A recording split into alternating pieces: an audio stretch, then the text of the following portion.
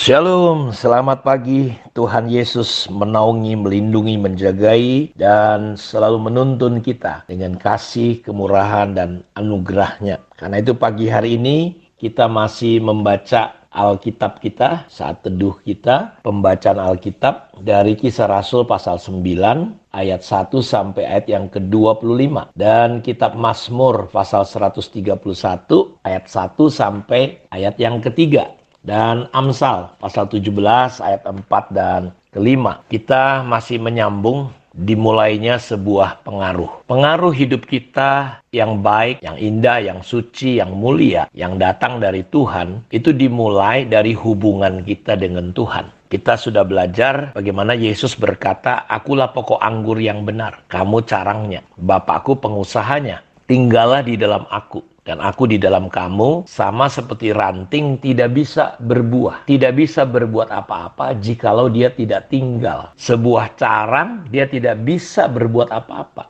kalau dia tidak tinggal." Jadi kekuatan sebuah carang itu hanya ketika dia mau belajar tinggal. Jadi hidup kita, pengaruh yang kita akan timbulkan. Kalau dulu kita punya pengaruh yang negatif, bahkan kita menjadi orang yang tidak berpengaruh, yang baik kita cuma sekedar menjadi orang Kristen, beragama, kita cuma sekedar hidup. Tapi hari ini kita mengerti bahwa sebuah pengaruh itu dimulai sama seperti carang, pengaruh itu sama dengan berbuah. Dan carang itu, ranting itu hanya bisa berbuah kalau dia mau tinggal. Jadi ini yang menjadi fokus kita. Kita harus tinggal secara terus-menerus. Di mana tinggalnya? Tinggal di dalam pokok kehidupan itu, yaitu Yesus. Bukan hanya sekedar tinggal di pelayanan, bukan hanya sekedar tinggal di dalam pemuritan, bukan hanya tinggal di dalam kesenangan kita sendiri, tinggal di dalam kesedihan terus-menerus, tapi kita harus tinggal di dalam Kristus, di mana kita mulai belajar mempercayai Tuhan secara terus-menerus. Percaya tidak hanya sekali-sekali atau sekedar, tetapi harus senantiasa, harus selalu. Dan saya percaya bahwa tidak ada satupun yang bisa menggoncangkan kita ketika kita menaruh hidup kita bersekutu dengan Tuhan. Karena itu kita menyimpulkan 3 kata. Yang pertama, bahwa tanah yang subur adalah menyimpan. Kalau di Yohanes 15 adalah tinggal. Kalau di Lukas pasal 6 kemarin, bahwa kita perlu menggali dalam-dalam. Jadi terus-menerus. Jangan pernah berhenti. Karena kalau kita berhenti, belum menemukan batu yang kuat itu, lalu kita mulai membangun rumah hidup kita. Satu hari datang angin, banjir, dan hujan, pasti akan roboh. Karena rumah hidup kita tidak dibangun di atas batu. Jadi kita perlu membangun. Nah, karena itu di dalam Lukas pasal 8 dan Matius pasal 13 tentang ilustrasi tentang penabur itu, bahwa benih itu perlu mendapat tempat, dia perlu tinggal, perlu disimpan. Kalau di Yohanes 15 kita perlu tinggal di dalam Kristus. Maksudnya apa? Maksudnya tinggal itu artinya firman Tuhan itu sampai mendapat ruang, sampai firman itu bertumbuh, mulai bertumbuh dan dia mulai mendapatkan ruang.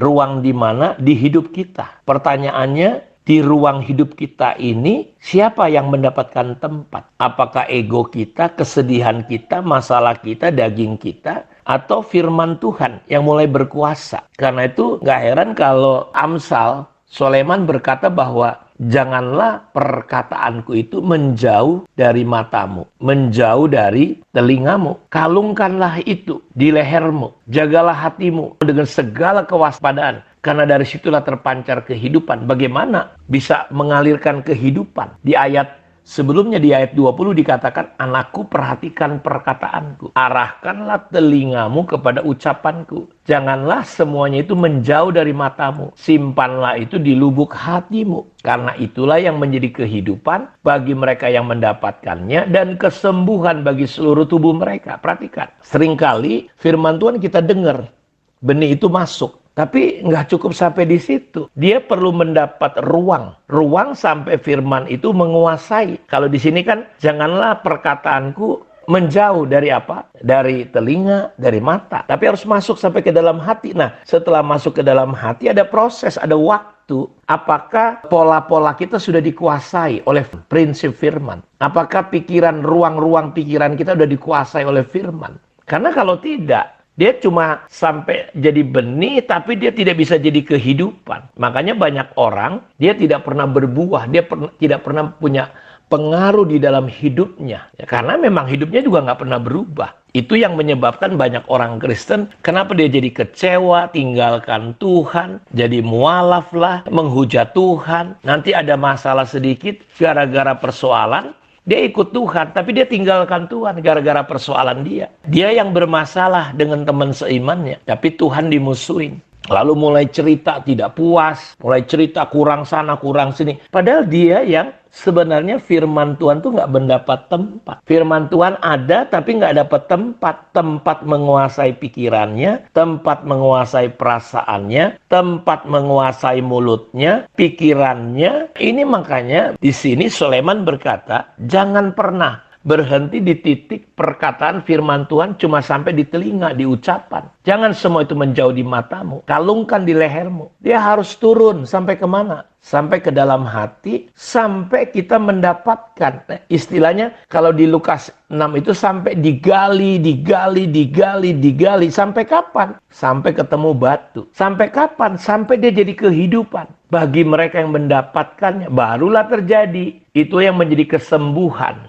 Jadi kehidupan. Sehingga waktu kita ikutin Tuhan dan firman Tuhan benar-benar kita simpan, firman Tuhan tinggal mendapat tempat dalam hidup kita. Saya percaya hidup kita tidak akan pernah tergoncangkan lagi oleh apapun. Kita tidak perlu mencari kesenangan apapun. Kita tidak perlu mencari kebahagiaan yang palsu, yang semu, yang justru menjerumuskan kita. Coba rasa aman kita. Apakah kita mendapatkan rasa aman di dalam Tuhan, atau saudara merasa aman karena saudara pegang uang? Saudara merasa aman karena semua berjalan baik. Makanya banyak ketika pandemi orang pada stres, depresi, banyak bunuh diri. Kalau selama ini mungkin dia pikir aman, ya karena dia punya uang banyak. Begitu pandemi datang, bisnisnya hancur orang Kristen. Lalu dia merasa nggak aman. Berarti selama ini rasa amannya bukan di dalam Tuhan. Dia punya rasa aman yang palsu. Sehingga banyak sekali orang Kristen yang mudah tergoyahkan dan tergoncangkan. Karena itu saya mau ajak kita untuk mendalam, berakar. Supaya kita menjadi orang yang